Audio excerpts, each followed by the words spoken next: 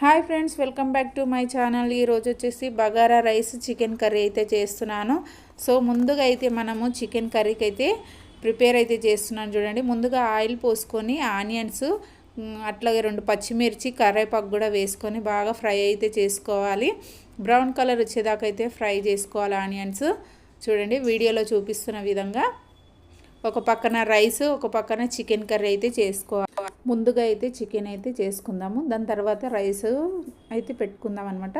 ముందుగా వచ్చేసి ఆనియన్ అయితే ఫ్రై అయిందో లేదో చూద్దాం ఒకసారి. ఆనియన్ అయితే ఫ్రై అయిపోయింది. ఇట్లా ఫ్రై అయిపోవాలి, బ్రౌన్ కలర్లో రావాలన్నమాట ఆనియన్. ఆ బ్రౌన్ కలర్ వస్తే కానీ టేస్ట్ అనేది బాగుంటుంది. బ్రౌన్ కలర్ వస్తే చూసారు కదా. ఇప్పుడైతే కొత్తిమీర పుదీనా అయితే వేసుకోవాలి. కొంచెం కొత్తిమీర, కొంచెం పుదీనా. ముందుగా అయితే కరివేపాకు వేసాం కదా. ఒకసారి కలుపుకున్న తర్వాత ఇప్పుడు మనం పసుపు కూడా వేసుకుందాం దీంట్లోకి. ఇలా కొంచెం కలుపుకున్న తర్వాత చూసారు కదా, పసుపు వేసుకోవాలి. పసుపు వేసుకొని పసుపు కూడా వేగాలి. దాంతోపాటు అల్లం వెల్లుల్లి పేస్ట్ కూడా వేస్తున్నాను. చూసారు కదా, అల్లం వెల్లుల్లి పేస్ట్ కూడా వేసుకోవాలి కొద్దిగా. ఇది వచ్చేసి 1/2 kg పైన చికెన్ ఉంటుంది, దానికి సరిపడా అల్లం వెల్లుల్లి పేస్ట్ అయితే వేసాను. ఇప్పుడు ఒకసారి అయితే కలుపుకుందాము. అల్లం వెల్లుల్లి స్మెల్ అయితే పోవాలి. ఒక 2 minutes ఇట్లా కలుపుతూ ఉండాలి.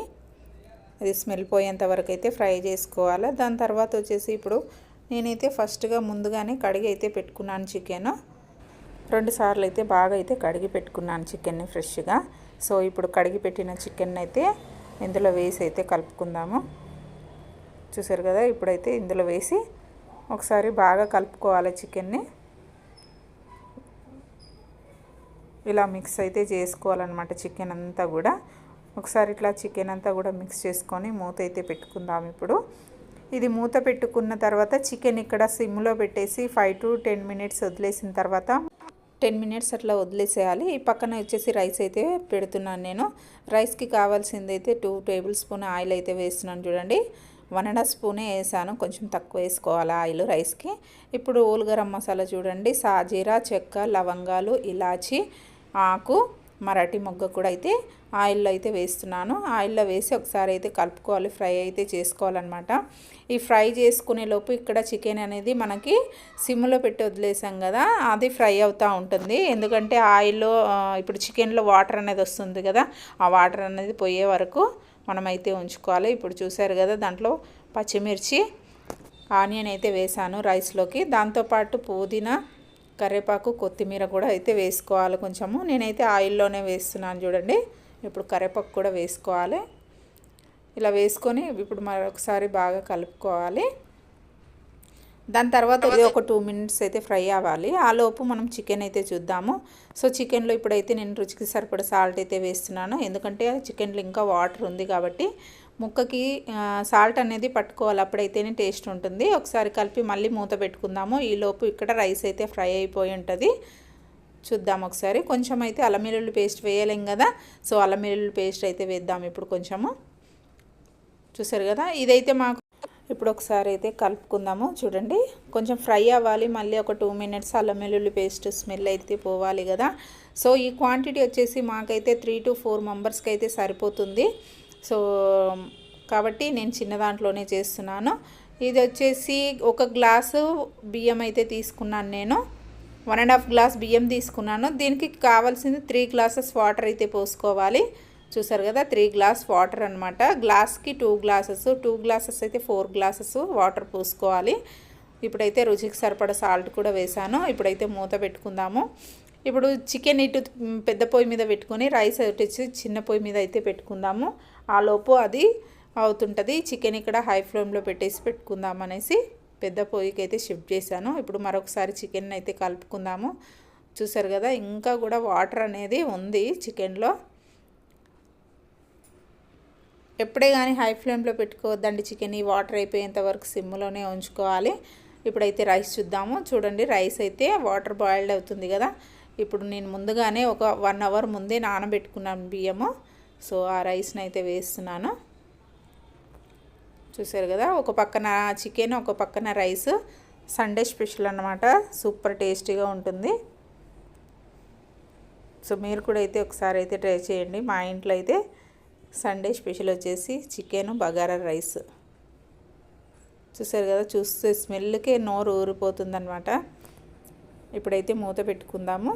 మూత పెట్టుకున్న తర్వాత మరొకసారి చికెన్ అయితే చూద్దాము. చూసారు కదా, చికెన్ అయితే కొంచెమే వాటర్ ఉంది, ఆల్మోస్ట్ దగ్గరకు వచ్చేసినట్టే చికెన్. ఇంకా లైట్గా వాటర్ ఉంది కదా, ఇంకొక 2 మినిట్స్ అయితే మూత పెట్టుకుందాం. ఇలాగే రైస్ కూడా ఇక్కడ నుంచి ఉడికిపోతుంది. మూత అయితే తీసి ఉంచుకుందాము ఒకసారి కలుపుకొని, ఎందుకంటే పొంగు వస్తుంది కదా. సో ఇప్పుడు వచ్చేసి మనమైతే కారం అయితే వేసుకుందాము చికెన్లో.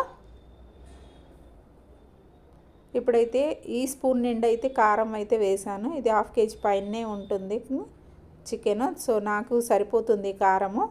చూసారు కదా, కారం వేయగానే వాటర్ అనేది లేకుండా అయిపోయింది. సో ఇది వచ్చేసి ఇప్పుడు ఫ్రై అవ్వాలి కారము.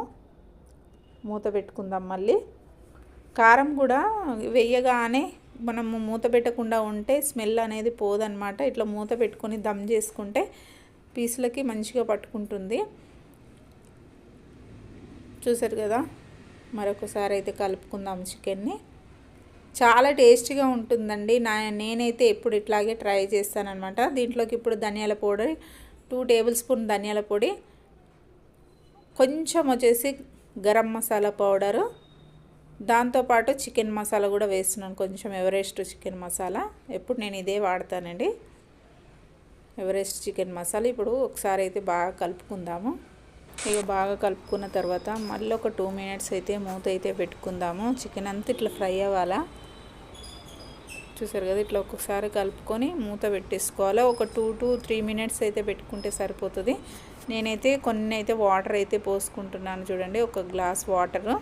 ఎక్కువ అవసరం లేదు, గ్రేవీకి సరిపడా ఎట్లాంటి మసాలాలు లేకుండా గ్రేవీ చిక్కగా రావడం కోసం అయితే కొంచెం వాటర్ అయితే పోసిన చూడండి. ఆల్రెడీ చిక్కగానే ఉంది.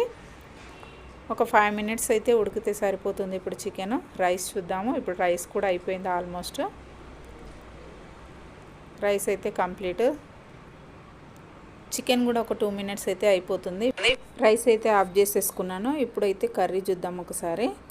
చూసారు కదా, నాకు సరిపడా గ్రేవీ అయితే ఉండిపోయిందనమాట. చూడండి, ఈ చిక్కగా అయితే సరిపోతుంది. నేను ఎట్లాంటి మసాలాలు కానీ కొబ్బరి కానీ గసాలు కానీ అట్లాంటివి ఏమీ యూజ్ చేయలేదు. సో ఇప్పుడు ఇక్కడ రైస్, ఇక్కడ కర్రీ అయితే అయిపోతుంది. చూసారు కదా, చూస్తుంటేనే నోరు ఊరుతుందనమాట. ఇప్పుడైతే తినేద్దాం పదండి. సో బగారా రైస్ చికెన్ అన్నప్పుడు, నాన్ వెజ్ అన్నప్పుడు ఉల్లిగడ్డ నిమ్మకాయ ఉండాల్సిందే. చూసారు కదా, ఫస్ట్ ఉల్లిగడ్డ నిమ్మకాయ పెట్టుకున్న తర్వాత వేడి వేడి రైస్ అయితే పెట్టుకుంటున్నాను. సో ఈ కర్రీకి బగారా రైస్ కానీ చపాతీకి కానీ పూరికి కానీ సూపర్ అంటే సూపర్ టేస్ట్. కర్రీ కూడా అట్లా అదిరిపోయిందనమాట. సో మీరు కూడా అయితే ఒకసారి అయితే ట్రై చేయండి. ఏ మసాలాలు లేకుండా ఈజీగా ఫాస్ట్గా అయిపోతుంది. సో చూసారు కదా. సో వీడియో కనుక మీకు నచ్చినట్లయితే లైక్ చేయండి, షేర్ చేయండి. అలాగే ఫస్ట్ టైం చూస్తున్న వాళ్ళు మా ఛానల్ని అయితే సబ్స్క్రైబ్ అయితే చేసుకోండి. అట్లాగే ఎప్పుడు మమ్మల్ని సపోర్ట్ చేస్తూ ఉండండి. అబ్బా, మాది కొత్త ఛానల్. సో శారీస్ అయితే మోడల్స్ తేవట్లేదు, అందుకే శారీస్ అయితే పెట్టట్లేదు, కుకింగ్ వీడియోస్ పెడుతున్నాను మరి.